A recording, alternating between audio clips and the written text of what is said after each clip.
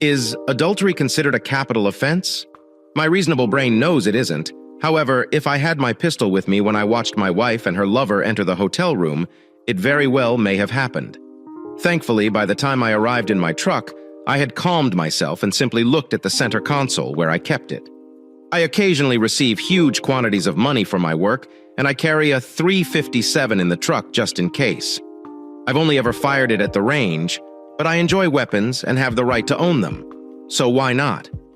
I called my supervisor to tell him the story. I'd be taking the rest of the day off and possibly tomorrow.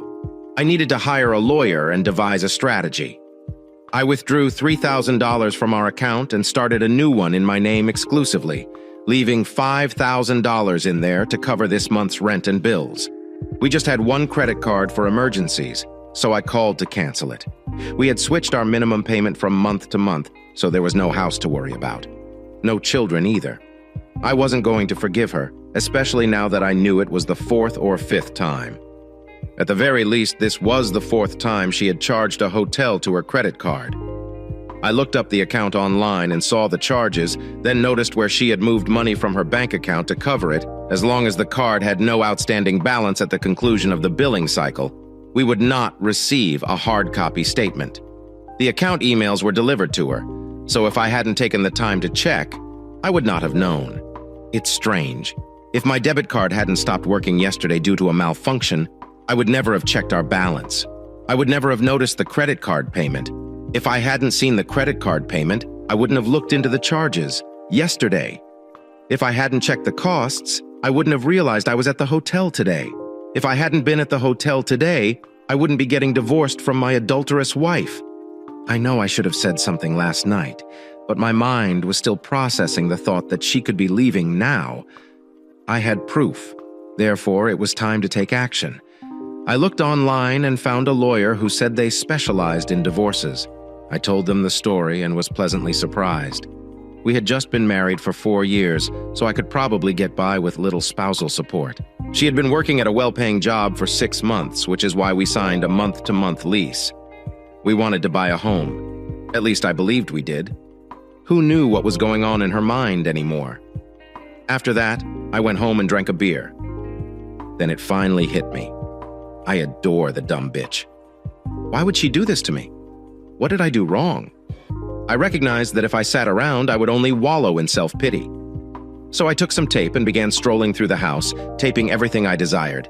Basically, my gaming consoles, television, and fitness equipment. Aside from that, everything was linked to a memory we shared, and it was simply too painful. As I wandered around, I began to think of clever ways to get back at them. When I got to leaving her stuck in a snowbound cottage with no food or clothes, and breaking his legs in the wilderness so scavengers could find him, I realized I was overreacting, especially when I added the possibility of giving him a rifle with only one bullet in it and it being ineffective. So when he gathered up the guts to shoot himself, he heard a click. Yes, I went there. Then I discovered that things do not always turn out as well as they do in the stories, so I was better off divorcing the bitch and moving on. I was sad because I assumed Gwen would be. The woman would grow older and have children. Everything seemed to come flooding back. My proposal took place at the theater, where we first met on a blind date. The 3-day weekend at Myrtle Beach, sitting with her while her father was dying of cancer. The lengthy discussion over the decision to relocate away from our friends so that I might take this job. Our wedding night. And her proud expression when she deep-throated me for the first time. How we cuddled and had a sex marathon throughout those 2 days. Power went out during a winter storm. All of those memories were now layered with the vision of her laughing and holding some shithead's hand while they kissed, then opening a hotel room door. My reverie was interrupted by the sound of the door opening. "Julian, what are you doing at home?" she inquired as she ran up to hug me. I placed the sofa between us and simply stared at her. There was no evidence that she had been screwing someone else today, which wasn't surprising. "Cut the stuff, Quinn. I know you've been banging one of your co-workers, so I'd recommend you start going through and tagging what you want. You will be served with divorce papers on Wednesday." Her reaction was unexpected. She almost appeared relieved. "I'm extremely sorry, Julian. I should not have gone behind your back." "You deserve the truth," she added calmly. Sorry you cheated or were caught, I asked coldly. I apologize for not telling you I was upset. I'm sorry I wasn't brave enough to get a divorce. A few months back, I decided I wanted out. You deserved so much more from me, she continued, her eyes welling up with tears. You've been screwing him for several months. I couldn't help it. My voice became louder. I was so angry and upset. No, we've only connected 5 times in the last few weeks. She exhaled. But I've wanted out of this marriage for the past 6 months. What? Why? I asked. My world appeared to have shifted 5 degrees off center. Because I am 25 years old and do not want to have to return home at 10 p.m. if I am having a good time with my pals. I don't want to worry about drinking too much and potentially insulting your boss at a Christmas party. If I see a pair of shoes that I don't need or cannot afford, I want to be able to buy them without feeling like I'm depleting our future children's college savings. She answered with some fire. So you decide you'd like to cease being an adult. Do you want to return to your carefree early 20s? Okay, you got it. I took half our savings. I'm going to remove my name from the lease tomorrow. I pulled out an extra $1.75 to pay for the STD test. We screwed up last Sunday, and I'm sure you've been with him before, so I can't expect you to care enough about me to have him use a condom. You want your freedom. You've got it. Enjoy life with your new pals and career. Despite my best efforts to remain calm, I couldn't stop myself from raising my voice in fury. Yes, Julian, when we married, I was barely legal drinking age.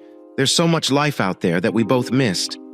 At the time, I assumed I was fine with it. Now I am not so sure. Going out with Jeremy and his pals reminded me of the good times we used to have, just hanging out, being a little young and stupid. She spoke pretty defensively. What part of missing out on life includes you cheating on me? What aspect of missing out on life makes it acceptable for you to have sex with someone else while married? I assumed that if nothing else, we were still friends. Friends do not betray one another like that. You truly are a piece of work. You are aware of this. I believed my mother and sister were merely lousy examples. However, it appears that all women are nothing but bitches. Okay, I had to stop yelling when. Bid once. As I brought up my mother and sister, Mom's infidelity had drove my father out the door and into a bottle. 2 years after he left, I discovered him dead from alcohol poisoning when I went to his apartment for the weekend. Mom was only upset because the child support check stopped coming. What little Dad had left went to my sister and me, and my mother spent it on a new pair of tits and a stomach tuck. She put my sister Adrian on birth control and assured her that if she got knocked up and became pregnant by a rich kid, she would be fine. Adrian was able to seduce Tony Winger, the son of Arnold Winger, who owned Winger Auto Sales when she was 18. She turned up pregnant. Tony heard stories and had her undergo a DNA test while the baby was still in the womb. It turned out he wasn't the father, and he abandoned her. She went to a back alley abortion clinic to deal with the problem and contracted a blood infection. She went into septic shock 2 days later and died at home. Mom attempted to sue the doctor, but it appears that my sister signed paperwork that would have made legal action prohibitively expensive. When she discovered that it would cost upwards of 10 grand to try to get any money, Mom abandoned the whole idea. The following year was a living hell for me as I tried to finish school with good enough grades to possibly receive a partial scholarship while dealing with the men my mother would bring home. I saw college dormitories as a lifesaver. There's no way it could be worse than home. A month into college, I received a visit from 2 local cops. They pulled me out of class and informed me that my mother had been killed in a vehicle accident. Apparently, she and her boss were having a mid-afternoon tryst when they were confronted by his enraged, gun-wielding wife. They got into his car and rushed away, right into the grill of a garbage truck. It appears that the cocaine and alcohol in his system hindered his ability to drive safely. I was able to obtain the majority of my money returned from college for the semester, as I had to withdraw to take care of circumstances as they were. We had a paid-for house. Mom owned a car and, surprise, had a 401k with about $100,000 in it. There was a savings account with $4,300. I also discovered a stockpile of DVDs and cash. The DVDs were labeled retired. Against my better judgment, I inserted one and discovered what was clearly a covert tape of my mother screwing some guy. The cash totaled about $9,000. I wasn't surprised. I spent the month cleaning and completing papers. I had a couple of guys stop over to offer their respects. I didn't watch the films, but I thought some of them were the guys from the clip. I sold the house, deposited the proceeds in the bank, and returned to the winter semester. I lived as simply as possible, focusing solely on my studies. I had a couple gals ring me up when they wanted to be laid, and I was more than willing to park my Johnny in a warm hole for a while. I was unimpressed with the female of our kind. They were enjoyable to play with, but getting too close was a pain in the butt. I finished in the top 25% of my class and found work as a manager for a growing construction company. I went out to the pub with a group of guys, and a group of girls joined us. My attitude has softened to the point that I wondered if there was a decent woman out there. I believed I'd hit the jackpot when I met on a blind date. I was a few years older than her, but she appeared rather cool. Her accounting degree was still wet, but she had secured a respectable position with the state police and forensics. I believed I was living my best life. It turns out that all women are scum. Gwen was tearing up now. That really ticked me off. She decides that she wants out of our marriage, stabbed me in the back. She feels awful after screwing up another guy. Hell no. I literally felt a rip inside me. I immediately stopped caring. You will be served on Wednesday at noon at work. I've indicated what I want to take from the apartment. The stuff will be gone tomorrow. You keep your car, I'll keep mine. My name is taken off the lease at the end of this month. If you want it after the beginning of the month, you can have it all to yourself. I grabbed half of the money from the account. I want the credit card paid off and canceled. I don't expect this to get nasty, mostly because I don't want to see you lying, skanky, stinking. But again, I took a deep breath. I had to calm down because I was repeating myself. Tell your boy toy to keep away from me. I know he was only taking something that was readily given up. So I'm not going to go after him. If he crosses my way, I will put him down. Not because you deserved my attention. Someone should teach him a lesson, since a real man does not go after married women. And if he comes across my path, I'll gladly show him. If not me, it will be the husband of the next married woman he decides to hit on. She winced at my tone. Too awful. I grabbed the luggage I'd packed and brushed by her. I'll pick up the stuff with tape tomorrow while you're at work. If you wish to challenge it, remove the tape and I will include it in the divorce documents so that the judge can make his decision. I said, as I walked out the door. She did not contest the divorce at all. When Mom died, I placed all of the proceeds from the sale of her house and other assets in a trust. My accountant informed me that as long as the trust kept all of my money, it would not count toward my net worth for student aid. She also suggested that I invest the money, so it wasn't simply sitting there. It turns out she was wrong. Money held in trust does count for financial aid, at least how she set mine up. It did. She went out of business after a year. Another example of women being dumb bitches. Because I had all of the trust funds invested, it was easier to take out school loans. Because of her inept device, I ended myself with almost $13,000 in college debt. Fortunately, my firm offered a program that paid $5,000 each year on student loans. I was going to be okay. The end result of that horrible relationship with my accountant was beneficial. Overall, while the trust did not protect me from student aid, it did protect me from divorce because I had never named Gwen as a trustee. There was around $600,000 in there that the bitch couldn't reach. I moved out of my apartment and found a little furnished loft near work. I didn't want anything to do with the bitch, so I left everything to my lawyer. There was some conversation about my 401k and how to make things easier and shorter. I ended up giving her a check for $15,000 and walking away. After the dust had settled, it became clear why she didn't ask for help. The silly bitch had knocked herself up and was planning a summer wedding. I suppose all that complaining about not wanting to be tied down was simply nonsense. For the next year, I immersed myself in my work and was rewarded with a new position. I was now the company-wide Improvement Assessment Coordinator. We had acquired a number of smaller companies, and it was my responsibility to make them more efficient. I was transferred all around the country and tasked with bringing the new companies into line. My moniker was the Machete Man, mostly because one of the first things I did was cut the dead weight. The majority of these organizations had staff who had been there for 10 or 15 years but were not doing well. I'd give them one chance to get it together, and if they didn't, they were gone. I discovered that employees who had been there for less than 10 years were more eager to make the necessary modifications to keep their employment. I knew I wasn't targeting the more senior individuals, but I ended up with a reputation for coming in and firing senior employees. I was treated like a pariah by both management and hourly employees, and I didn't give a damn. I was not there to make friends. I was there to make money for the firm. Rainbows and butterflies were not going to pay their expenses. In terms of love, I was turned off by women during the first year. I hadn't met a single lady who was worth anything in my life, so why bother trying to impress them? The second year after my divorce, I felt compelled to get laid. I had a lot of money and was traveling frequently, so I decided to support the world's oldest profession. What was the quote? "You do not pay a hooker for sex, you pay her to leave." That describes some of my life wonderfully. I'd cruise into town, do my business, and then either pick up a high-end call girl or hire a discreet escort service on the last day.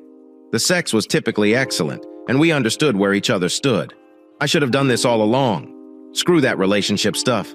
I had no idea what the bitch I had married was doing, and I didn't care. I guess this is where I should mention that I went to counseling to get through my issues with Gwen and women in general. Nope. I think therapy is fantastic for individuals who can benefit from it, but I had no desire to change. I was experiencing a variety of no-strings-attached sex. I was keeping the majority of my paycheck and had discovered something I truly enjoyed: refurbishing antique motorcycles. I had already moved an hour away and purchased a wonderful large house on the outskirts of a little town. It has a massive pool facility that housed an antique 1969 Triumph Bonneville. I had requested that the garage be cleaned out prior to closing, but the previous owner was evidently too busy to do so. So, according to the terms of the purchase agreement, I owned everything in the entire facility at the time of possession. The ancient bike was mostly disassembled, but I fell in love with its lines. I've always been skilled with my hands, so I purchased an expensive set of Mac tools and got to work. When the owner attempted to take the bike from me, it was already 75% restored. We talked around and about, but the bottom line was that he gave it up by not taking it out, and it was mine. I offered him $500 to sign the title over to me. It was easier than arguing in court. After that, I discovered a 1963 BSA Gold Star Spitfire that needs some work. I was hooked. I was far from a professional, but I was improving rapidly. I was meant to sell one bike and then purchase a new project bike, but that did not seem to materialize. I wound up with a good collection of restored vintage motorcycles. So here I was, divorced for 7 years. There's plenty of money in the bank. I was good at my job, a satisfying hobby, and all the sex I could afford. I was pretty damn satisfied until I returned home with a new throttle cable for my most recent buy and discovered an old, beat-up Toyota automobile waiting in my driveway as I drove past it. I noticed a woman get out of the automobile. I got out and was very much face-to-face with my ex. Jewels belonged to a wife. If there was any way to avoid it, you would never have seen me again. I made a mistake with you. And as much as I regret it, I can't go back and fix anything. But it's not for me. This is for my daughter. She rushed to say, "Our daughter." She gave me a picture of a gorgeous little girl with a huge smile who was missing a few baby teeth. It appeared that the photo was taken at a mall or someplace. She was adorable. She's cute. It's so bad that her mother is such a jerk. What are you attempting to do, Paul, by stating she is mine? Hell, as much as you were playing around at the end of our marriage, it could have been anyone. I heard the Fifth Fleet was in town at that time, I responded. She exhaled. Julian, take as many shots as you want at me. I am well aware that I made a huge mistake. I was a terrible person who deserved everything you could say to me. Me? But our kid has leukemia and need a bone marrow donor. I'm not being overdramatic when I say she'll die without it. All other options have been exhausted. She is on a donation list, but it may take years, and she only has a few months. As for how I know she is yours, Jeremy is sterile, and you are the only person I have had intercourse with besides him. Go ahead and hate me. Most of the time, I loathe myself. If you want to bring me inside and take some swings at me, go ahead. However, please go have yourself checked to determine whether you match. She was crying at this moment. I wasn't impressed. So you want me to undergo an intrusive operation to assist a daughter who may or may not be mine and has been reared by another guy, a man who was present for her first steps. These are her first words, her first lost tooth. Moments I missed because you couldn't tell whose fire hose was in your holes. At what time? Did you tell her about me? Would this tiny child be able to identify me in a lineup, even if I was the sperm donor? You can't call me her father. The title goes to the man who was there for her. By the way, where is the small cock? I knew you two were in love because you married so quickly after stabbing me in the back. I replied, and I noticed she had a sad expression on her face. Jeremy left us after he discovered he was not her biological father. His parents forced him to take a test, and the results revealed no shared markers. It turns out that he is sterile and has probably been for his entire life. I don't miss him at all, yet it breaks my heart and irritates me that he left Laura crying in a hospital bed and never returned. You are correct. He is the only parent she knows. It wounded her terribly to be abandoned like that. So there is some vengeance for you. I am a divorced single mother living on welfare and attempting to assist a chronically ill child, she said. Look, she continued, my life has gone to hell during the last 2 years. Believe me when I say that any vengeance you would seek on me has come full circle. Laura has been the sole bright spot in my life since we split up. If you want to know more, you must arrange an appointment to be tested. Here is Laura's contact information, as well as a few other photos. Thank you, Jules. Get tested. She sobbed as she turned to run back to her car. Her departure was slightly delayed since the engine took 3 efforts to start. When she drove away, I noticed drops of oil on my driveway and wanted to use the cat litter to mop it up. I considered her request carefully. I am an asshole and I am not ashamed to acknowledge it, but I am not the sort to let a child die if I can avoid it. Even if it turns out she wasn't mine, no 7-year-old should be in that situation. I was shocked at how quickly I'd decided to be tested. I stepped inside and made the call. It turns out that she was correct. Laura was my biological kid. The test also revealed that I was a close enough match that they were willing to risk the bone marrow transplant. I went in and booked everything without informing Gwen. My previous office used to conduct a background check on Gwen. There's a hole within another hole. Parents. Everything she had told me appeared to be true. Shit had left her high and dry, even going so far as to have their marriage annulled. Gwen has been squeaking by as an assistant and waitress for the past 2 years. Apparently, she spent all of her time in hospital. Even with Medicaid, the medical bills were high. Overall, things were not looking well for both her and Laura. I chose to sell my bike collection to free up funds for medical bills and delinquent child support, which I knew I would have to pay. It was funny. I had turned down all offers to sell my bikes, but when I discovered I had a daughter, the decision was clear. I went to the HR manager and astonished her by requesting for 4 weeks leave and adding my daughter to my insurance coverage. I could tell she wanted the whole story, but she was one of those bitches who would tell the entire world what happened in her office. I was especially quiet when interacting with her. I arrived at the hospital with a stack of paperwork for Gwen to sign in one hand and the largest teddy bear I could find in the other. My heart nearly broke when I saw the tiny figure with no hair and a slew of tubes running in and out of her body. I struggled to hold back tears when she opened her eyes and smiled at me. I could feel my entire world shifting at that instant.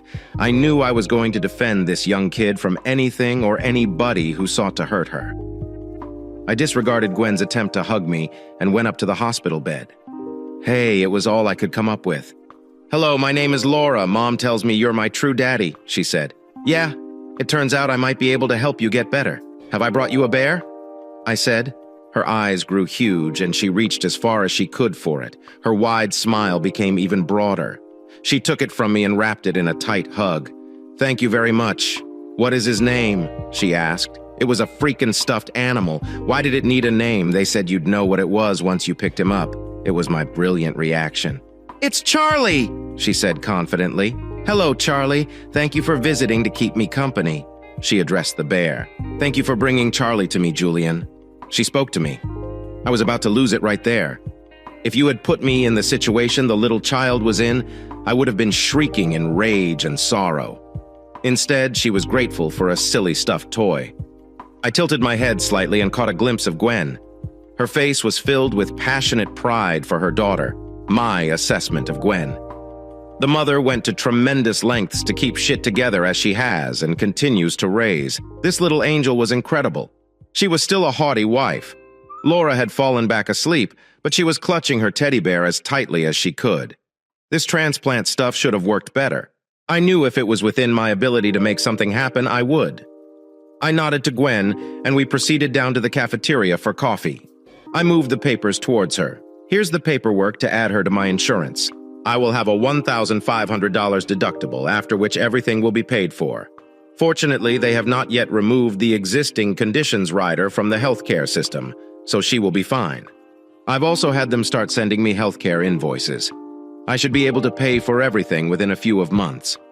I informed her that I wasn't going to tell her that I had $50,000 from bike sales sitting around waiting to be spent. It was great to see the strain leave her body. For a brief moment, she resembled the lady I remembered. I had not realized how much weight she was carrying. Thank you, Julian, for everything. I understand you have every right to dislike me, but I appreciate you doing it for her, she replied, her eyes filled with tears. This is what I would have done if I had known, Gwen. I had our firm. I do a background check on both you and the a-hole. By all accounts, you've been an excellent mother. I'll punish the a-hole soon enough for abandoning my daughter. But don't think I forgot how you decided to end our marriage for a little pleasure. Don't think for a minute that I won't hold you accountable for missing her first words. Her first steps coincided with her first bike ride. You could have been a wonderful mother, but you were a terrible wife. I told her she had lowered her head and I could hear sniffles. Years ago, they would have broken my heart. However, they no longer had any influence on me. I passed another package of papers across to her. I said, "This is a preliminary custody agreement," which made her head jerk up. I will not take her away from you, but I do want to be a part of her life. I propose getting her every weekend and 1 month throughout the summer with alternate holidays. This is very ordinary stuff. Please review it and let us know if anything needs to be changed. I'm going to need copies of her birth certificate and such. Do you happen to have them with you? She gazed at me, as if searching my face for something, but I'm not sure what. Then she looked down. I'll have to get those for you.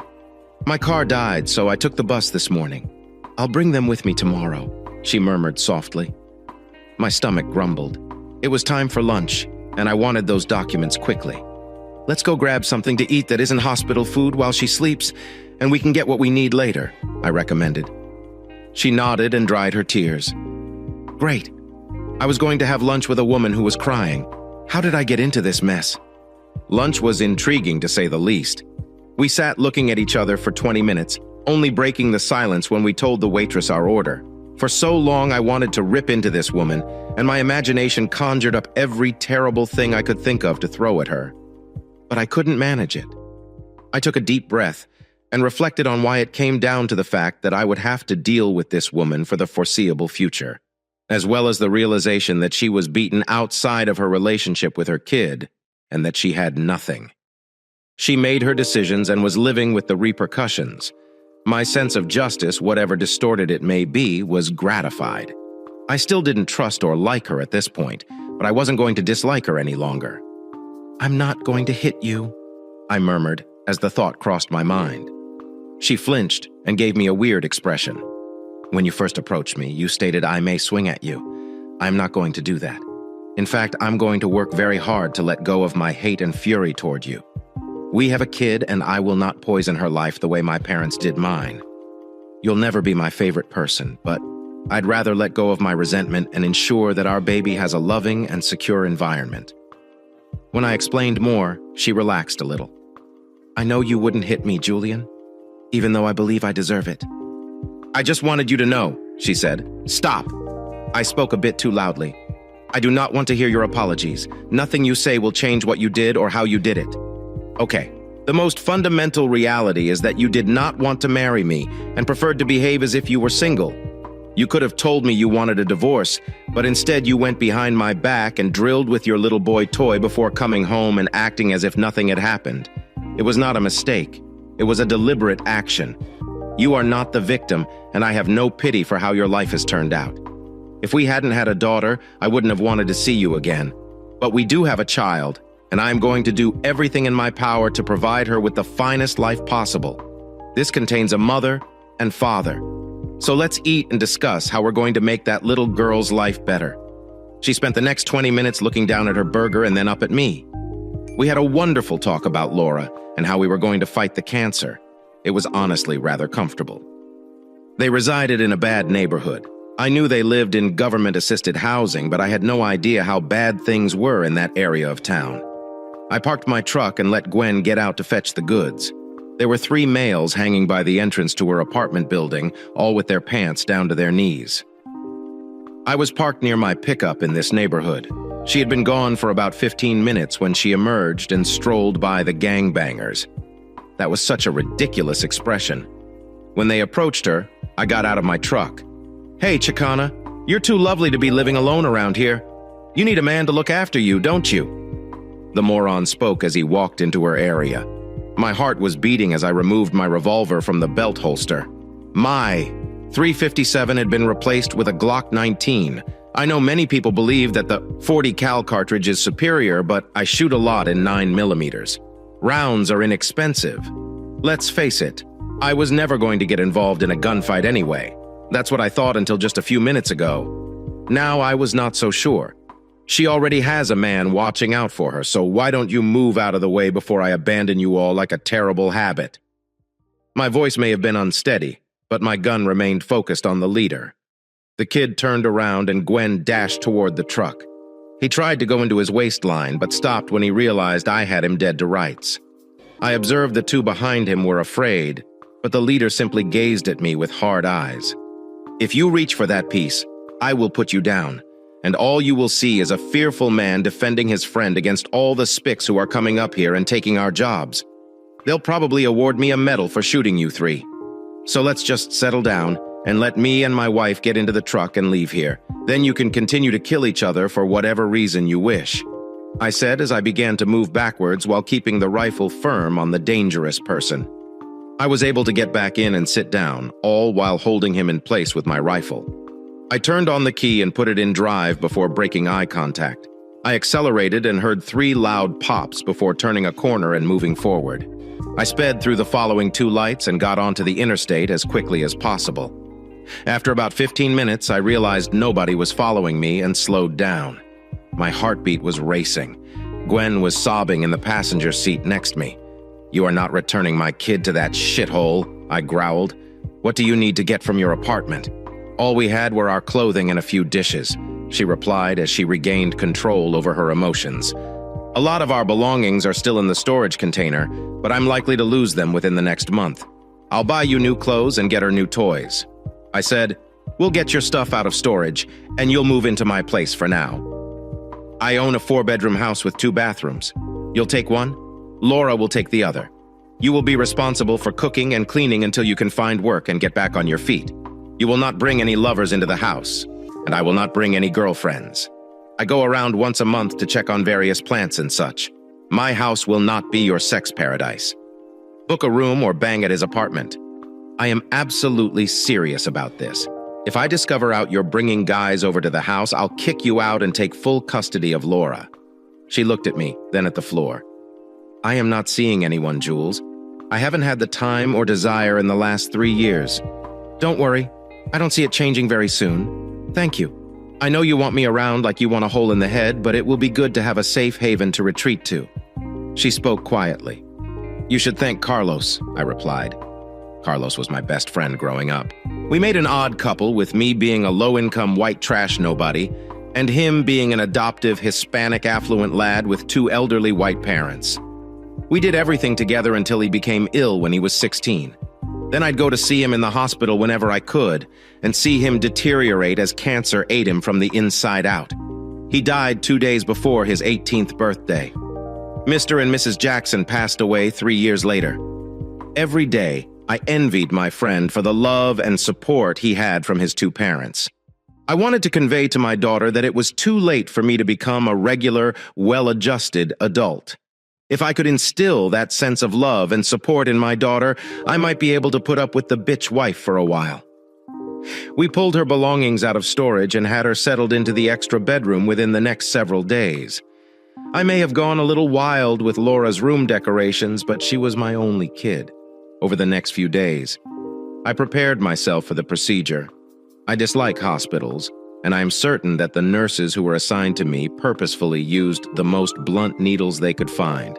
But I got through it all. It took 1 week. Laura rallied for a month, then it was discovered that it did not take. So I was out for another week while they tried again. Again, it did not work, but there was such a great response that the physicians were eager to try again. Finally, 4 months after the final treatment, I welcomed Laura into her new home. This is where I tell you how Gwen and I fell back in love. Nope, it didn't happen. I know it seems strange, but I thought of Gwen as two distinct persons. Gwen's mother was capable of being warm, caring, supporting, and patient. That was the Gwen who cared for both Laura and me. Laura had missed so much time at school that we decided to homeschool her for a while to catch her up. Gwen kicked, but despite this, she began educating Laura while keeping the house tidy and dinner on the table. Then there was Gwen, his wife.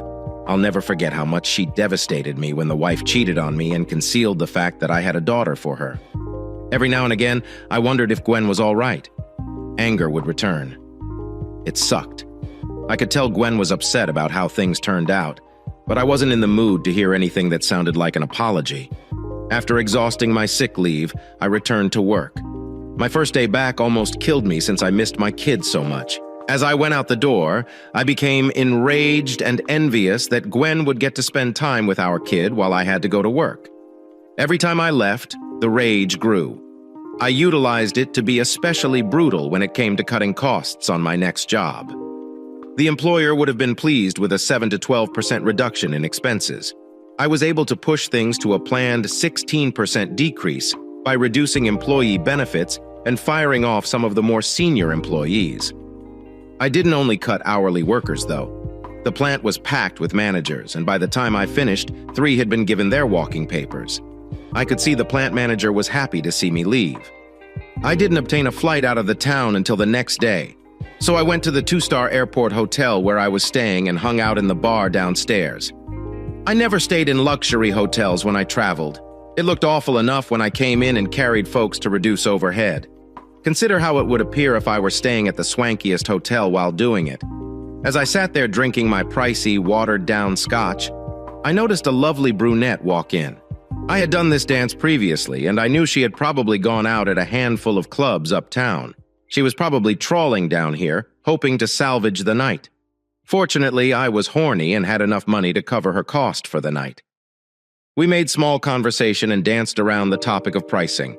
I led her up to my room after leaving my wallet and valuables with the front desk clerk.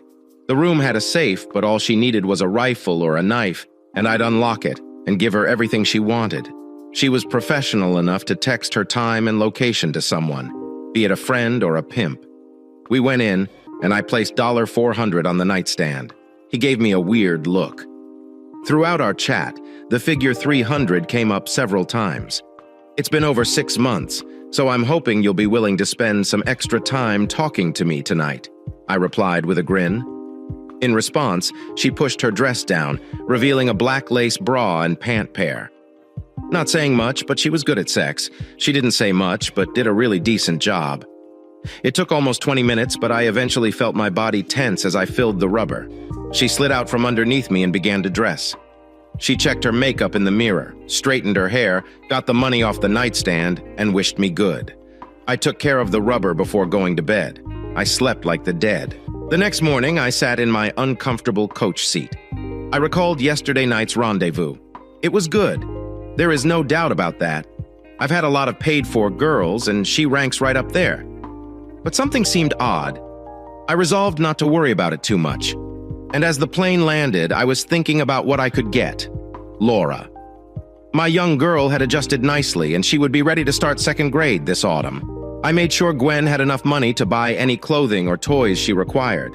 Was she too young to use one of those new drawing tablets? And what about a cell phone? She was going to turn 9 years old. Do 9-year-olds need cell phones? I'd have to ask some buddies. Who am I kidding? I had no friends. My assistant had children. Maybe she'd know. I got my small kid a cuddly frog from the airport gift store. I was thoroughly enjoying my new role as a father. When I got home, the fragrance of dinner cooking was delicious. But what made it more better was my daughter's squeal and hug. She was wearing a new dress and putting her hair up with a ribbon. Mom purchased me a new clothing so that I could look nice for you when you arrived home. She also believes I have enough hair to get a new haircut. Do you like it, Dad? She asked. I couldn't help it. My eyes welled up with emotion. I started tearing up. This tiny girl was the missing piece in my life. You are very stunning, honey. That dress is extremely lovely. Your new haircut makes you look like a princess. I responded by giving her a big embrace and kiss. I've got something for you. I continued as I opened the retail bag and took out the frog. The woman behind the counter mentioned that this guy needed a name, and I knew you would have the ideal one for him. She nearly squealed with excitement and stared at him for a few seconds. It's Randy.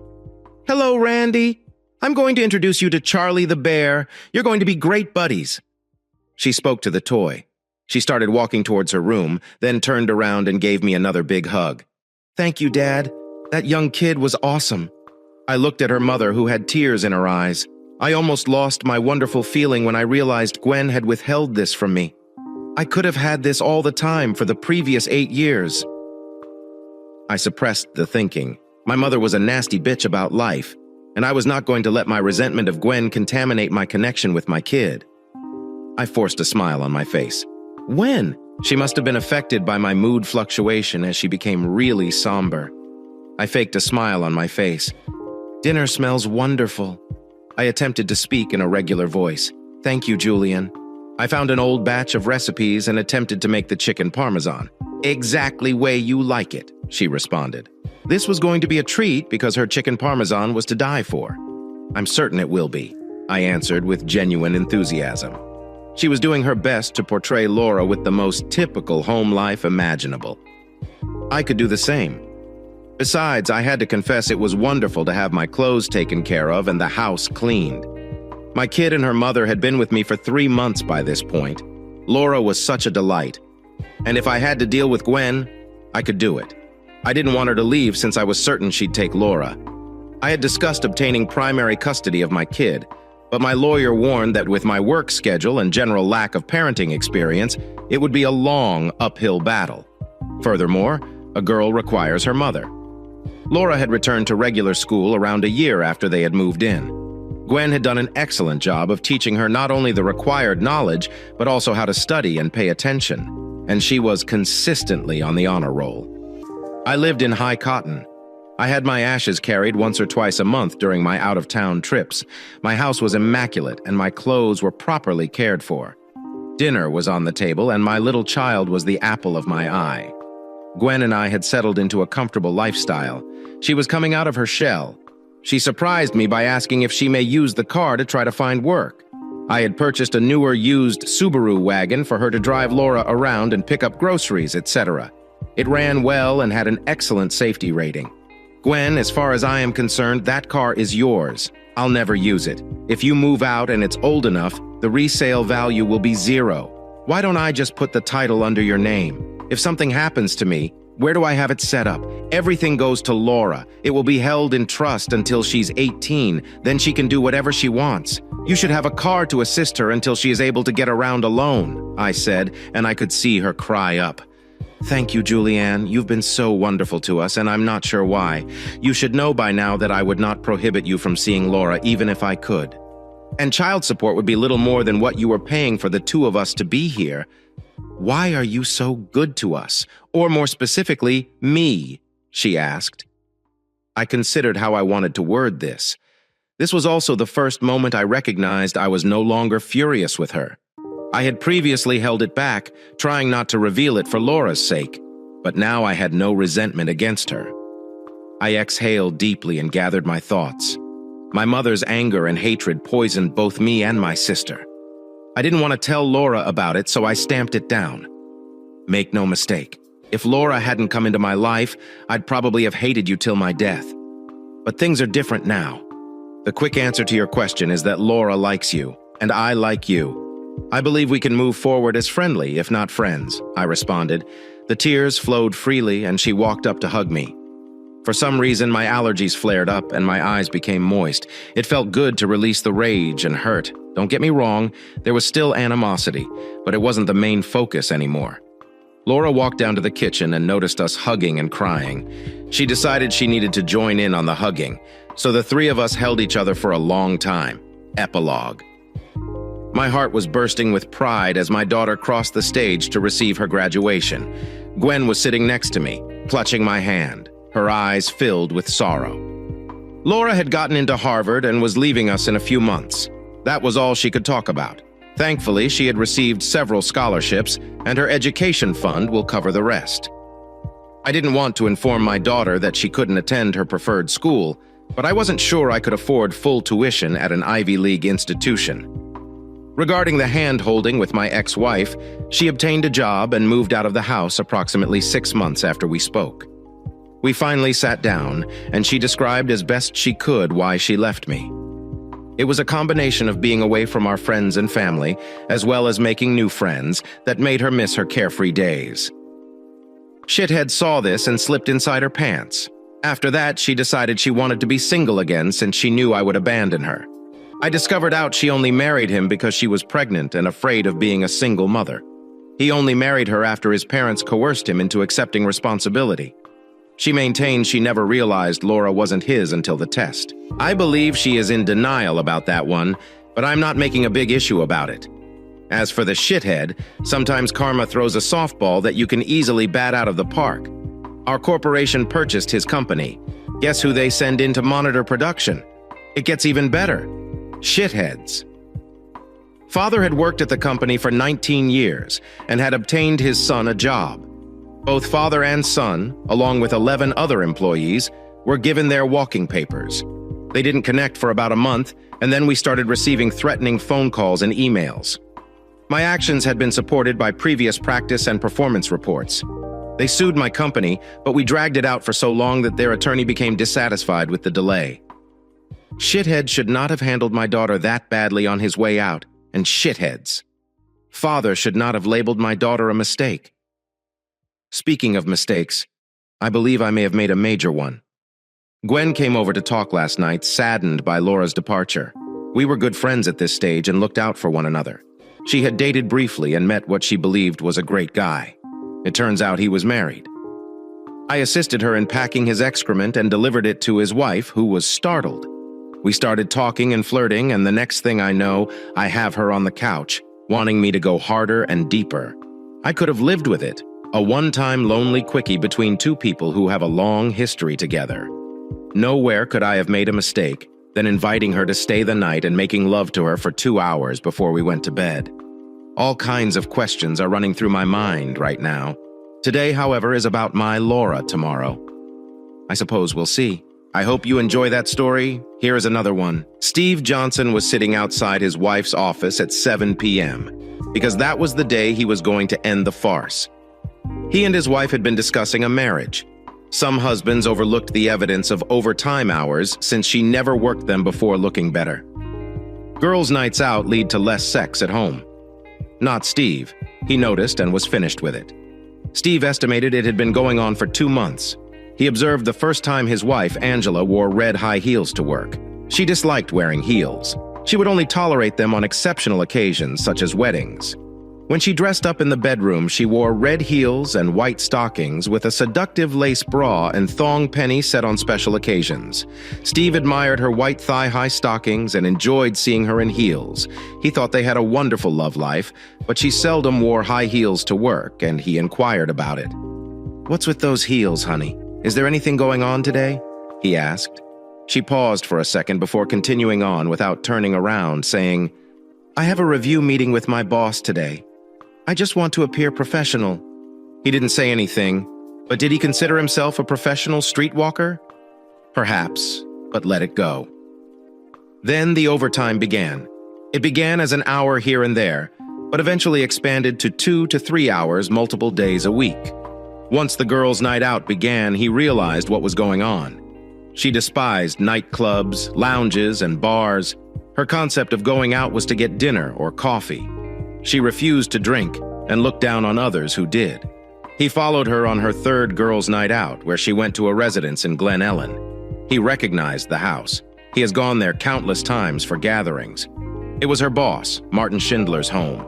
Steve waited an hour, then drove home after letting the air out of all 4 of her tires. She didn't mention the tires when she returned home that night or during the weekend, but he overheard her telling Jenny, "Would you believe that someone let the air out of my tires last night? No way. Really?" Jenny spoke. "Yep, thank goodness they didn't slash them. They simply let the air out. I was able to use the air pump that your father has me store in the trunk. So where do you go? Just a dance club with my mates. You should probably avoid that in the future." Angela smirked and replied, "Sure, baby." Steve consulted with an attorney and began the divorce proceedings. That is why he was sitting outside her office. She was about to be served that night. He grieved his 21-year marriage, but overall it was pleasant. They bore his 17-year-old daughter, Jenny, who was the apple of his eye and a daddy's girl. He met Angela when he required a lawyer to resolve a contract dispute with his employer. She used to work as a receptionist and aspired to be a paralegal. He thought she was stunning and asked her out. They dated pleasantly for 2 years before he proposed, and he believed they would be happy for the rest of their marriage until she began working for Martin Schindler. He drove a truck and sometimes worked long hours, but they spent as much time together as possible. As Jenny's schedule allowed, the family went on weekend getaways together. She was always involved in one or more sports or activities. Steve and Angela would occasionally travel to Galena, Illinois to see wineries, or Lake Geneva, Wisconsin to shop and relax without Jenny when she was old enough. Angela's deception shocked him tremendously. She was becoming increasingly rude to him, but he had no idea she was cheating until he noticed the heels. It went downhill from there. Her attitude had been nasty and getting worse. He recalled the talk from that night. He followed her. "Honey, why don't we go out to supper and watch a movie tonight? I have a rare Friday off and want to spend some time with you." He said, "You know, I go out with the girls now every Friday. They rely on me as their designated driver. Let them use Uber for one night. With the extra hours you've been working and the evenings out you're having right now, I hardly see you anymore.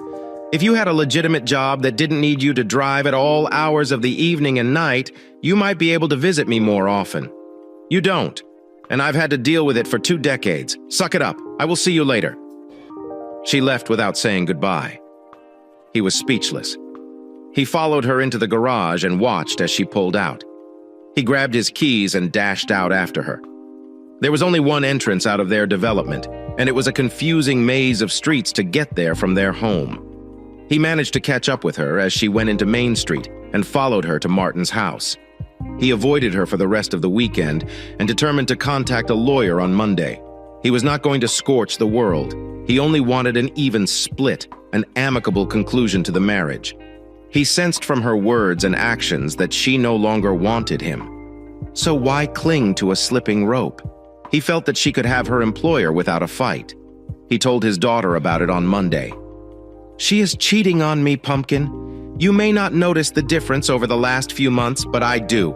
She's dumped her husband and is causing problems for her employer. No way! Daddy, I do not believe it."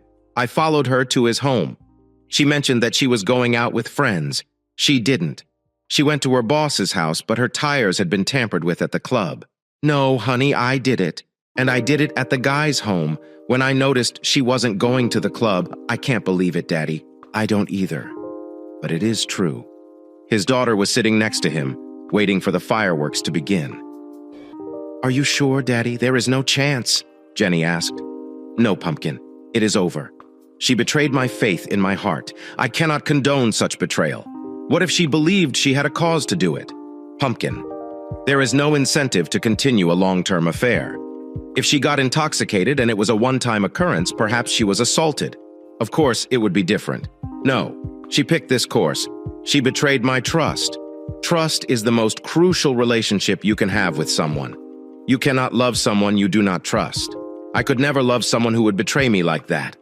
Our marriage is ended." Jenny looked out the window and noticed 2 men approaching the automobile. "What an idiot," Angela Johnson muttered, staring out the window of their legal office as Martin beat her from behind. "I'm glad for the one-way gold-tinted glass. I can't believe it. He assumed he would get me first.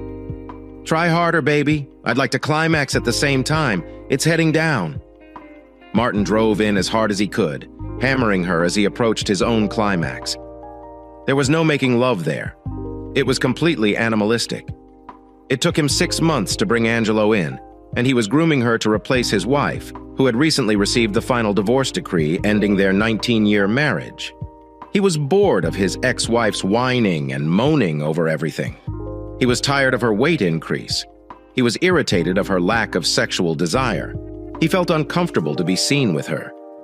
And when his twins went to college, he broke free.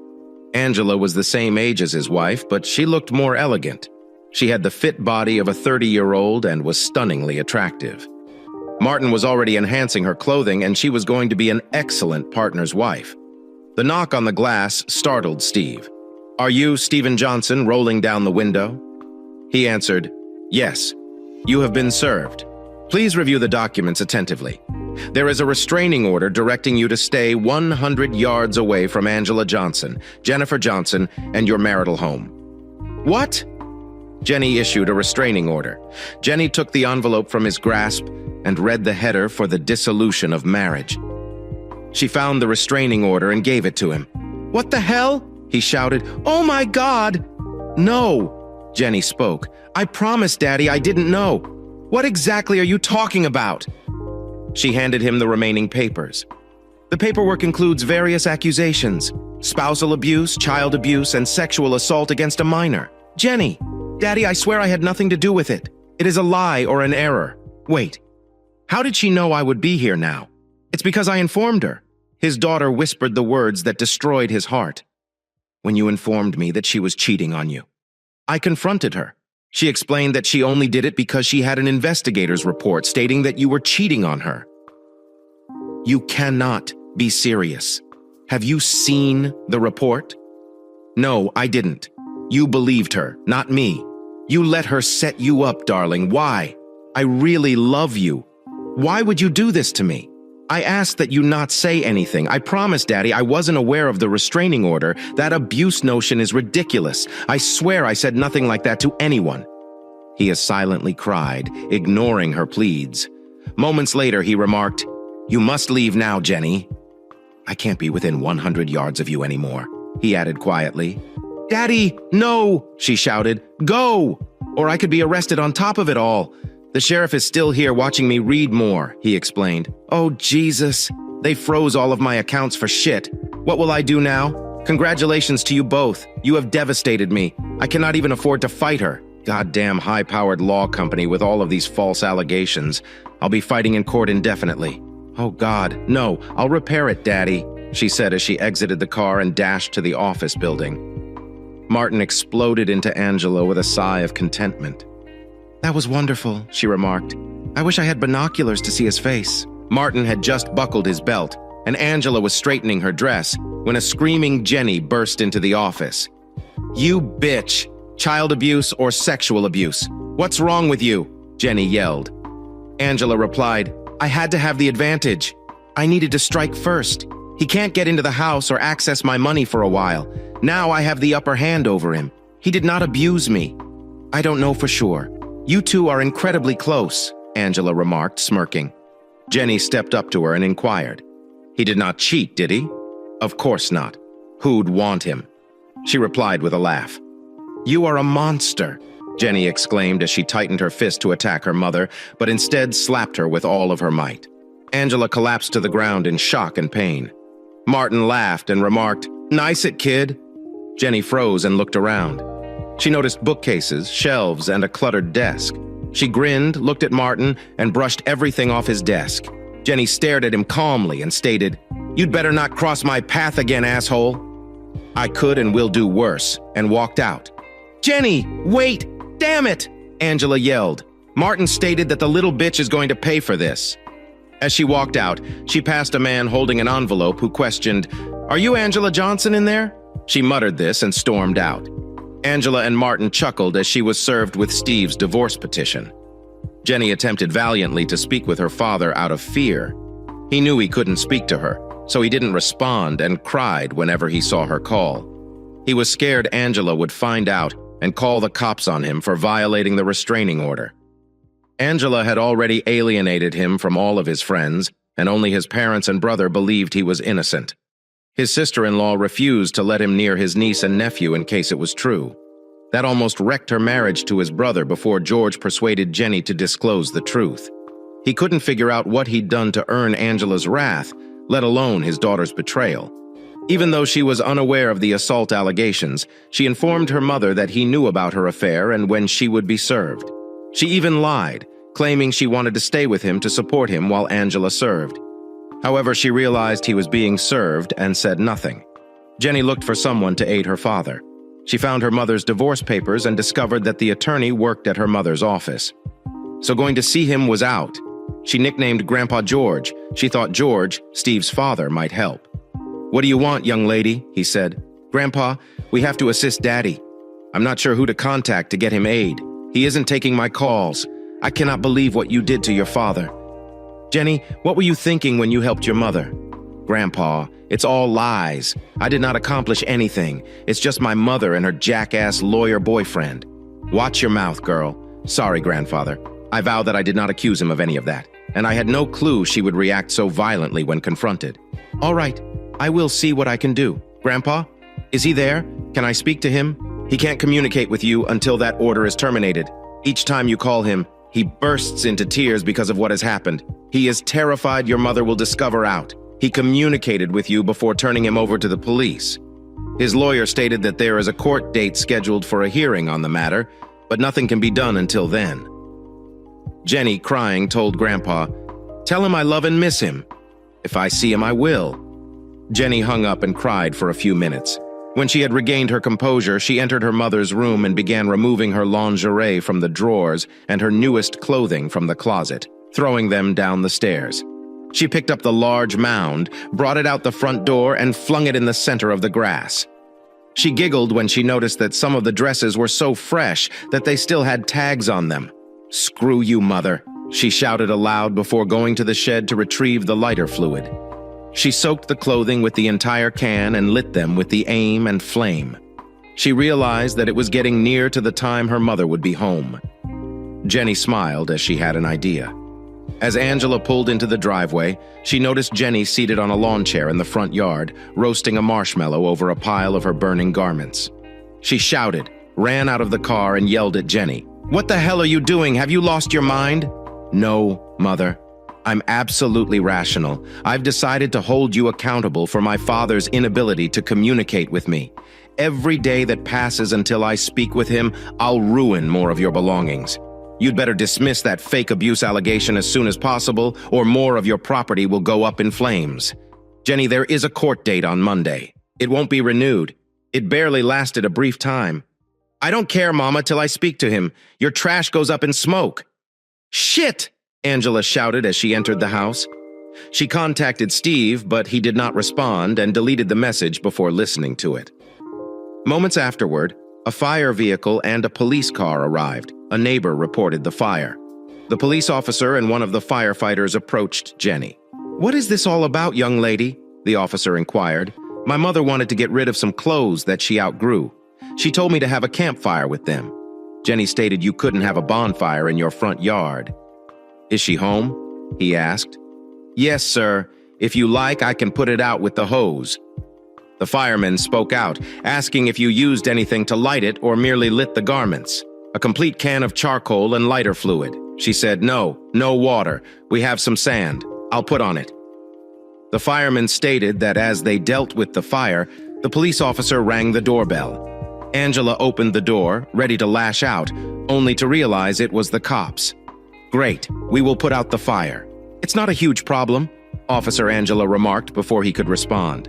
"Ma'am, firefighters are doing that right now. Having an uncontrolled burning in your front yard is against city ordinance." "No, I didn't know," she answered with clenched teeth. "Here is your ticket. It's only a fine." "Ma'am, there will be no need to appear in court next time. Just give them to Goodwill or St. Vincent de Paul. Less wealthy people could make use of the items," she screamed confidently as she shut the door. The next Monday, Angela's lawyer went in court for the restraining order hearing. He did not oppose the appeal since he knew it was fraudulently obtained. It served its aim, buying time while ruining Steve's reputation. Steve's lawyer moved to pursue a perjury complaint against Angela. The judge stated, without providing definitive proof, that the order was filed under false pretenses. There has been no perjury. You can open that can of worms in your countersuit. In a divorce case. But it's like grasping at straws. Steve, who was in a deep despair, found little solace in the fact that the restraining order had been dropped. His life was coming apart because he couldn't deal with the false allegations, frozen assets, cheating wife, and what he saw as the worst of all, his daughter's betrayal. He was just scraping by mentally. He took time off from work. He drank excessively and was unpleasant to be around. He went to his residence during the day, knowing Angela and his daughter would not be present. He discovered that she had changed the locks, but he tested his garage door opener, which worked inside the garage. He recovered all of his possessions. There were several boxes inside. His clothing was in garbage bags.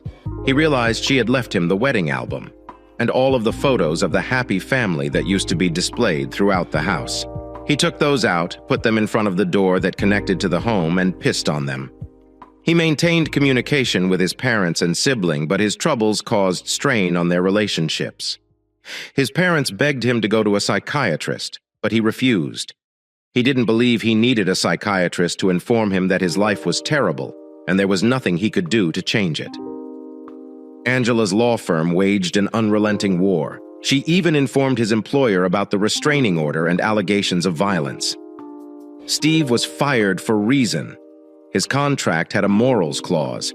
If he had a better frame of mind, he would have understood that he could battle it and probably win. But he was simply going through the motions at that time. Nobody knew where Steve was living. He only communicated with his family via the phone. The last time anyone saw him was during a mandatory divorce court appearance, and he refused to speak with anyone other than his attorney and the judge. Jenny attempted to speak to him on those occasions, but cried every time he passed past her without looking at her. She felt he appeared like a dead man walking. Angela was pleased with how things were moving. She began resenting Steve months before his. Martin had turned her against him, and during his seduction, she had developed an almost loathing for Steve. After months of legal proceedings, the divorce was proclaimed final. Steve received his share of his assets back. His attorney was able to force the sale of the house while he kept his truck. He couldn't get work due to false reports that he abused his daughter. We explored the town. Nobody cared that he wasn't charged with anything. He moved to Chicago, where he got work as a truck driver. He was packing his possessions into the back of his pickup truck and saying farewell to his folks when Jenny pulled up. "I'm sorry, Daddy. None of this should have occurred," she exclaimed as she rushed up to hug him. He cried and didn't reciprocate her hug. "You choose your mother over me without evidence. You went to her and the first domino fell. I needed the element of surprise because of the law company she worked for. I needed to be able to file first, so she couldn't counterattack. You can see why I didn't know, Daddy. I apologize. I am leaving immediately. The fake child molesting charge isn't going away. When you're accused of something like that, there's no getting rid of it. Someday your mother and her lover will pay." "Hello, Jennifer. I loved you more than my own life. I did everything I could to ensure you had a wonderful life. I only hope you didn't grow out to be like your mother." She sobbed as her granny comforted her. That allowed him the opportunity to climb into the vehicle and drive off. "Angela, would you marry me?" Martin inquired on the day the divorce was finalized. "Yes." "Martin?" "Oh, yes." She cried and sprang up to hug him, making a small scene in the restaurant. "Let's go to your apartment and celebrate," she suggested as he paid the bill. She adored his large house and couldn't wait to move in and refurbish it. It was imperative that he remove the garish furniture and draperies chosen by his ex-wife. However, their bedroom set was going to be the first to go. Martin snickered as they walked out, noticing his ex-wife eating supper with her parents. Carol, his ex-wife, was horrified with him and his latest conquest. She noticed him as they walked past, but he didn't pay any attention. Steve walked into the truck depot and noticed Sweet Lou standing at the door. "Steve, what is the matter, man? You look like you got poo in your porridge. Divorce is finalized today." "Well, after what that bitch did to you, you should be partying today. It is not her. It's my kid. She took the bitch aside, and I can't get over that. She calls and emails me, but I simply cannot bring myself to speak with her. Perhaps I should consult a psychiatrist. Perhaps you should get laid." A voice came from behind them. "Hey, Marianne, it is not a bad idea." Lou asked. "Who would want my dried-up old Johnny?" Steve stated. Marian leaned in and said, "Me, big boy," as she flicked his earlobe with her tongue. She went away and the males shook their heads, watching her ass as she departed. "Go for it, Steve-o, she's a great lady." "What the hell?" "Why not?" Steve answered. "That's my boy. Now let's hit the road for their first date." Steve treated Marianne to dinner and a movie after the film. They visited Baker Square for coffee and pie. "Steve, keep your chin up, man. You are a good guy." That received a terrible break. "It will work out in the end," she said. "Perhaps Marianne for a long time. I could not figure out what I had done wrong. I didn't understand why she was so hard on me during the divorce. She referred to me as a child abuser and molester, for Christ's sake. She's a bitch and everything is behind you now," she said, clutching his hand. "Look ahead, not going back. I will make it worth your time." He smiled as he squeezed her hand. "Let us get out of here." Marianne pulled Steve in for a kiss as she opened the front door. "Do you want to see my etchings, big boy?" "I'd love to." She held his hand and led him to her bedroom. The moonlight was shining through the window, giving the room a soothing bluish tint. They kissed with entwined tongues and gently undressed each other. There was nothing frantic. They were going to enjoy every moment. They had sex, and as they came down to catch their breath, she said, "Your ex is an idiot. She wanted his money, not his dick. Well, her loss is my gain, and I intend to take advantage of it regularly." He kissed her and spoke. "Anytime, honey. Anytime." A week to the day later, a figure clad in all black walked up to the rear door of a large house in a wealthy neighborhood, ready to break in. They smiled when they saw the door was unlocked, creeping cautiously through the home, hoping there are no creaks in the floorboards. They found the exact room they were looking for. The space was set up wonderfully. They understood what they needed after seeing a Facebook snapshot of their target seated at his work. The arrogant man used it as his cover shot. The closet was positioned behind and to the right of the desk, and the room was dimly lighted with only the desk lamp turned on. The closet door was tilted, yet they could see into the room clearly. They opened the door behind the desk and waited. The only reason for concern was if their target went to the closet before sitting at the desk. That would make everything messier, but the work would still be completed. Them immaculate alibi would assure them safety in either scenario.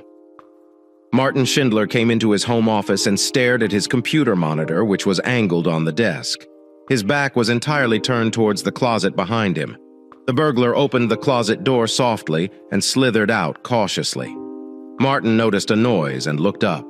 The gun was placed on his temple, and the trigger was pulled. The rifle was placed in his grasp. A note was left on the desk, and the shooter promptly went out the door.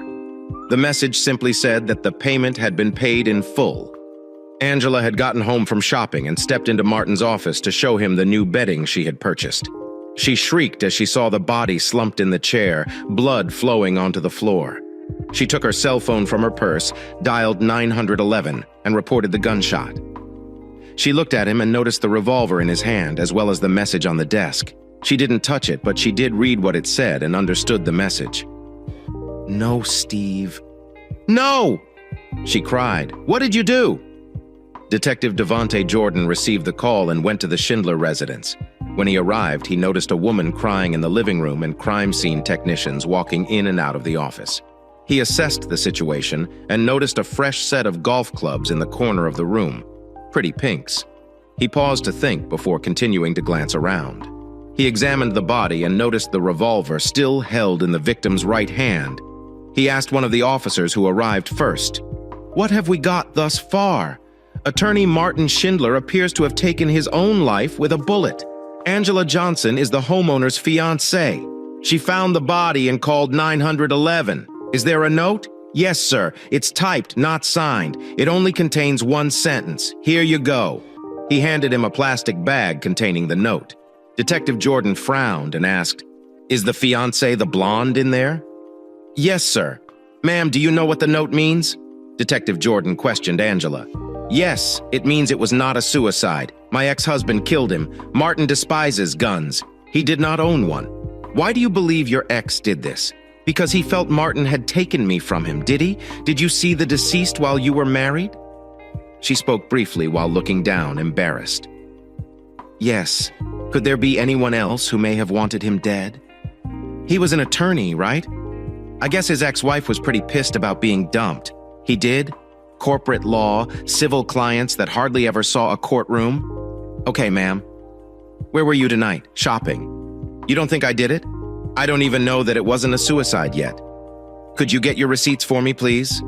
Okay. Detective Steve Johnson was visited by Detective Jordan on a sunny Sunday afternoon. Mr. Johnson. I'm Detective Jordan. I need to ask you a few questions, please. Sure, Detective. What up? Where were you last night? At around 8 p.m. Working. I was driving the rig through Rockford. I pulled into the depot at 9:30. You could check the locks. Where were you coming in from? Madison. What happened? Martin Schindler was shot last night in an apparent suicide. Apparent. Let's just say there are some inconsistencies. Okay. Well, I couldn't have suicided him from Rockford. No, sir. If I have any more questions, I'd like to call if that's okay. Sure, I'll give you my new cell number. The detective left and wasn't happy that he had to drive to northwestern Chicago to talk to Steve and then to the other side of town to the truck depot to verify the alibi. He thought some more about what was bothering him about the suicide. Why would a left-handed man shoot himself with his right hand? Why did he type the note? Why was the gunshot residue on his hand such a small amount? It was present and would hold up that the victim fired the gun. But it was a strangeness. After the detective left, Steve sat at his kitchen table where he was talking with Sweet Lou. What was that all about, Steve? Steve laughed and said, Would you believe my ex's fiancé offed himself? No crap. That is wicked. Yep, I hope my alibi checks out. They laughed and clinked their beer bottles together in a toast. Angela was sitting in the front row of the funeral, crying over the man who stole her away from her wonderful husband so easily. Tears were being shed over the man who convinced her to go nuclear and ruin a good man so she could trade up. She had been madly in love with her truck-driving husband up until she was transferred to work for Martin. Martin targeted her and began to wear her down almost immediately. Snide comments about truck drivers, flippant comments about him when he was out of town. It was too easy for Martin. He planted the seed that she was neglected by Steve's long days and sometimes overnight runs, and it grew. She couldn't decide if she was crying for the loss of her fiancé or the loss of her husband and the death of her relationship with her daughter. It was all a waste. She didn't hear, nor would she have cared about the room buzzing about her. She didn't see the glare she was getting from Martin's ex and his daughters. They blamed her for his death. You could have come to the funeral and paid your respects, Angela said, walking up to her daughter who was home for the weekend from college. Jenny glared at her and said, How dare you tell me that I'm supposed to pay respect to a man that destroyed my father? Screw you, mother. I shouldn't even have referred to that piece of shit as a man. He's less than dog shit on my shoe. She slammed the door as she walked out of the house and drove the long drive back to school in La Crosse, Wisconsin. Detective Jordan sat in a meeting with his commander, going over the lack of progress in the case. All of the suspects' alibis. Check out Steve Johnson's truck tracker. Shows he made no stops on his way from Madison to Chicago, and the trip time was correct.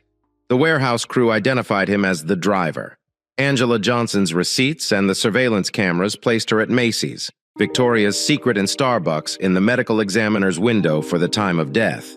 Schindler's ex and her daughters were having dinner with her parents and her brother and sister-in-law for her birthday.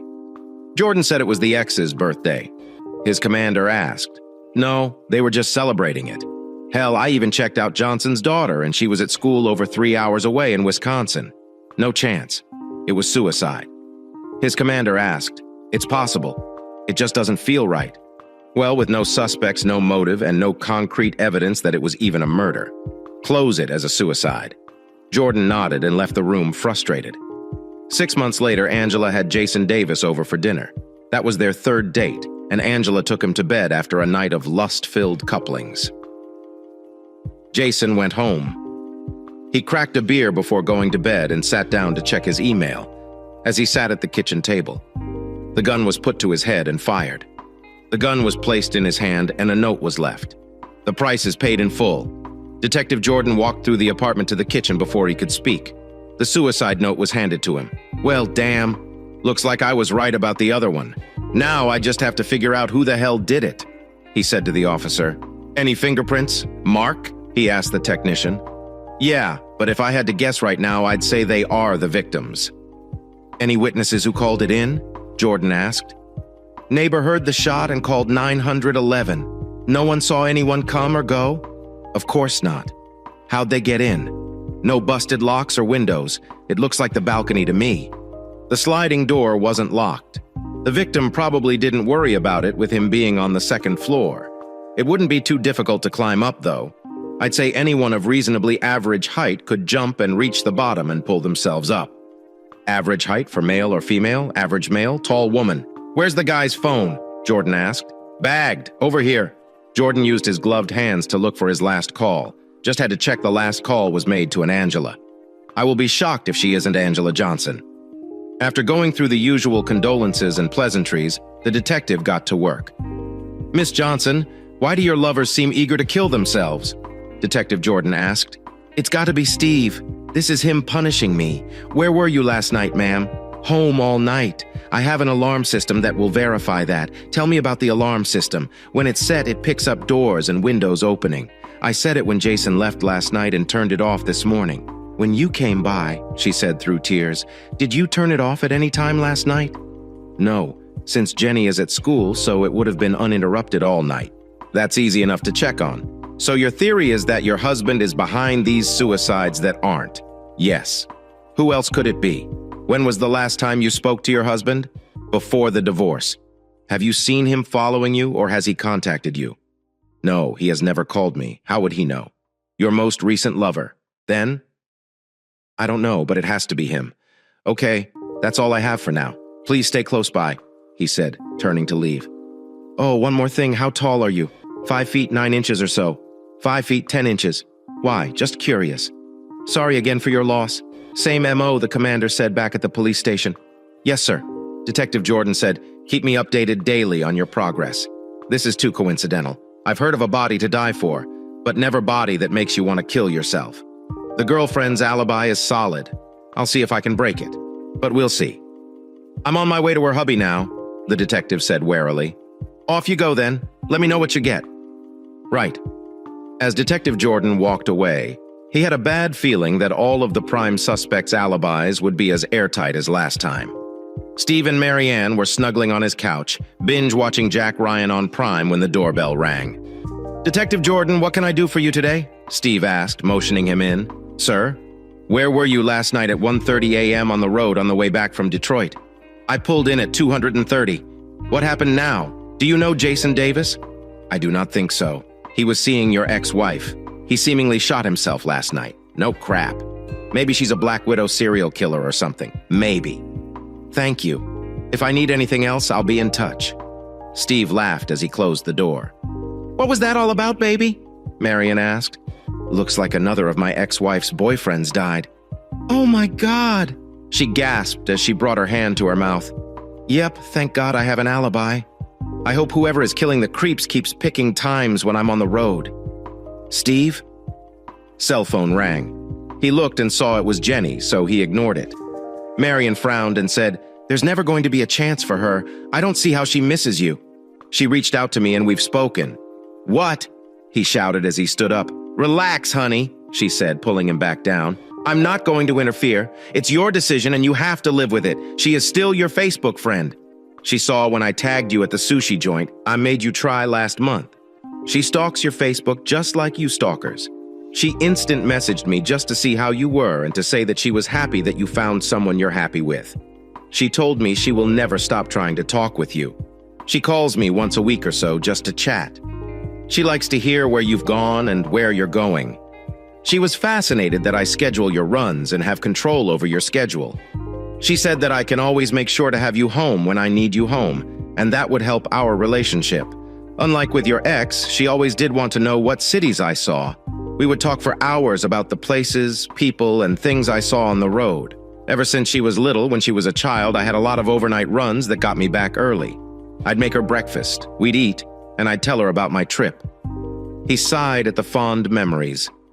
Marianne, I love you, but please stay out of it. She hugged him and said, I'm not in it. I'll never push you into anything. It's entirely up to you. I flat out told her that I would not put you two together. He nodded, pulled her in tight, and unpaused the show. I just don't have anything that puts her at the scene, boss. There is no evidence that anyone was at either scene. Actually, no forced entry, no finger or footprints, and no inconsistencies in the splatter pattern. If it wasn't for the identical notes, I closed them both a suicide. Detective Jordan told his commander. The X is airtight. The commander asked as a nuclear reactor. Shit. Have you considered Schindler's X as sort of a revenge thing? Yep. She was at a club on security cameras with her new boyfriend and her kids are away at school. Shit.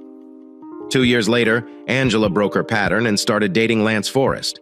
She had promised herself that she wouldn't risk anyone's life by dating them more than once after the suicides. She hadn't been celibate, though. She'd relegated herself to one-night stands with bar pickups and STD. Changed her mind on that, so she needed to take a chance and settle down, after a month of dating Lance.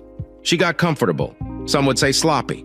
She stopped trying to hide the relationship and was dating him in public.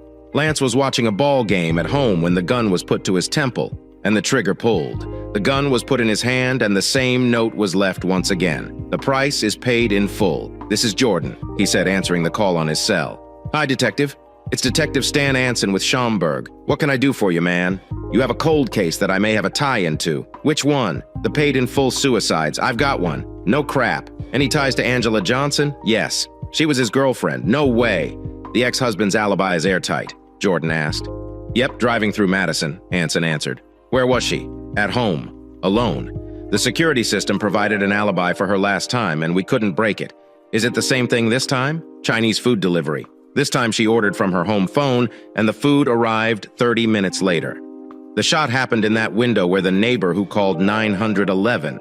It's a 23-minute drive each way from her house to the deceased's apartment. And it's a 3-flight walk upstairs. It's close, but we don't see how she could have done it in that window. Agreed. Let's get together tomorrow and compare files. Okay. Again, all alibis were unbreakable, and there were no new suspects. The cases went unsolved. Steve and Marianne were sitting in the large auditorium, watching Jenny as she walked across the stage to receive her bachelor's degree. Steve beamed with pride and had to wipe away tears as it threatened to roll down his cheek. Marianne squeezed his hand tightly and kissed him. After the ceremony, they walked out to their car and Marianne asked him, Honey, you love her so much. Please call her. No. She made her choice when she sided with her mother over me. She only came to regret it when she felt bad about what her mother did to me. I needed her on my side. I was in the right, but she didn't believe me and opened the door for her mother to take my life out from under me. Do you know that there are old friends of mine that still believe I molested Jenny and got away with it? Marianne nodded.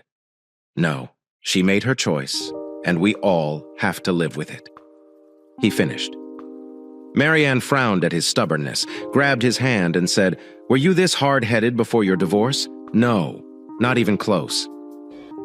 5 years later, Angela and Jenny were sitting in the front row of the funeral home's viewing room. It was a large turnout for Steve Johnson's wake and funeral procession. Steve succumbed to pancreatic cancer for weeks after walking Jenny down the aisle at her wedding. He had a few new friends and co-workers that showed, and his small family went. But he didn't rebuild a large network of friends after the divorce. Most of his old friends, neighbors, and co-workers came to pay respect to the good man they used to know and lost touch with over the years. His girlfriend Marianne was there. They never married. She tried very hard to not spit on Angela for the pain she caused her man. His best friend, Lou DeMarco, regaled Jenny with stories of her dad's last few years. He filled her heart with stories she would never have known. It was Marianne that finally convinced him to hear Jenny out and make up with her when he was diagnosed as terminal. He'd spent years throwing away letters, deleting emails, and ignoring calls. Their reunion was perfectly timed as he and Marianne knew they were his last months. Jenny actually moved her wedding day up, costing her a fortune in fees and rush jobs. But she got her greatest wish. Her daddy gave her away their tearful reunion and walked down the aisle, gave Steve a final peace of mind before he lost his last battle. The last words he spoke were thanking Marianne for giving him Jenny back and apologizing for never marrying her. She understood and never pushed him for marriage. They were happy as they were. At the viewing, Marianne told Jenny how he'd always missed her and regretted his not getting in touch with her years before. Her mother asked about it, so Jenny told her about some of their reconciliation. She said, "He told me that he was at my graduations in the back, away from anyone who would recognize him." "That is true," Marianne confirmed. "I was with him. He said that he followed my career as I moved up the ranks and made detective for Streamwood. He was so proud of you. He saved the clippings from the Herald. You were the youngest ever to make detective there. He loved it when they said you had a knack for criminology. And later, when the paper called you a servant of crime scenes, he almost cried." Marianne said, "He said it was because of all of the Columbo and CSI you guys watched together when you were little. He hoped you'd make it to Chicago or some other big city and have bigger cases." Jenny smiled for most of the week, listening to stories of her dad's life after the divorce. She was happy to finally meet Marianne, who she still had been speaking with on occasion. His new life seemed as good for him as it could have been. He died a happy man. She said a final prayer after the funeral and thanked God. He finally found peace. Angela had been trying to reconnect with Jenny throughout the week and funeral. She blew it at the luncheon after the service when she made the wrong comment at the worst possible time. They were sitting alone after everyone had left when Angela said, "Jenny, I have finally found peace." "What are you talking about, Mother? I haven't been able to have a relationship for these last few years, and fear that your father would kill them." Jenny couldn't believe her ears. He was cleared by the police. "You worthless bitch, but now you're happy he's gone so you can get laid. You're as big a piece of crap as you ever were. I had hoped you changed, but now I hope you rot in hell." Angela winced. "You don't understand." Jenny cut her off and said, "The next time I see you, Mother, will be when we are lowering your carcass into the ground. No, Jenny, please understand." She cut her off again, saying goodbye, Mother. "Good luck with your sex life." That was the last time she ever spoke to her mother. 10 months later, Angela was having dinner with her boyfriend, Charlie Harlan, at an expensive steakhouse when Charlie got serious. "Angela, these last 8 months have been so wonderful for me." Squeezing his hand, she said, "I agree, Charlie. I wasn't sure I would ever love again, but we found each other. Angela, I love you. Will you marry me?" Angela took a deep breath and said, Yes, I'll marry you." There was a pang-eyed fear in the pit of her stomach. She softened and thought, "He's dead. I have nothing to worry about." 1 week later, Charlie was sitting on his back deck thinking about the upcoming wedding and moving Angela in with him. He took a deep puff of his Cuban Montecristo No. 2 and exhaled the smoke as he sighed in contentment. The gun was placed to his temple, and the trigger was pulled. The gun was put into his hand, the cigar put into the ashtray, and a note was left tucked under the heavy ash bin on the table. "The price is paid in full." Angela hung up the phone after talking with Detective Jordan, her face wet with tears after the emotional conversation. She went up to her bathroom and grabbed a bottle of sleeping pills. She hadn't needed one for a while, but always had them on hand. She walked out to her mailbox, placed an envelope in, and lifted the flag to let the mailman know there was outgoing mail. She laid on her bed and thought of her wedding to Steve, and what a perfect day it was. She thought of Ginny and how proud she was of her career. She thought of family vacations and trips to the park. She regretted ever meeting Martin Schindler and ruining her own life. Finally, she said a prayer that she would see Steve soon. She placed the note on her chest as she fell asleep for the last time. Her note read, "My price is paid in full." Ginny walked in with the mail and a bag of groceries. She set everything down, put her keys in the hook, and kicked her shoes off. Her husband, Blake, wouldn't be home until almost midnight since he worked second shift as a police officer, so she had the pleasure of a silent house to enjoy. She opened a bottle of California Roots Cabernet and poured a healthy glassful. Taking a drink, she walked over to the pile of mail and saw a letter. Holy shit. She cried out when she read the sender's name, Angela Johnson. She tore it open and read her mother's last communication to her, falling into her chair. Tears fell from her eyes as she read what her mother's suicide truly meant. "Wow, Mother. Wow," she said to the empty house. She picked up her cell phone and made a call. "Jordan, Detective Jordan, this is Jenny Stanger, Steve and Angela Johnson's daughter." Hello, young lady. Sorry to hear about your mother's suicide. Thank you. At least hers saved you some investigating. Yes, Harlan, no, but hers? Yes. What can I do for you, Jenny? I received a letter in the mail from my mother. It's a confession. What? He screamed into the phone. It's a confession for all of the suicides. Apparently she was insane. I can't believe this. Jesus Christ. Okay, come and meet me at my station as soon as you can. On my way. She took the first page and lit it on fire, put in her fireplace and made sure it burned completely, the letter read. My dearest Jenny, I'm giving you this last gift of my penance, whether you believe it or not.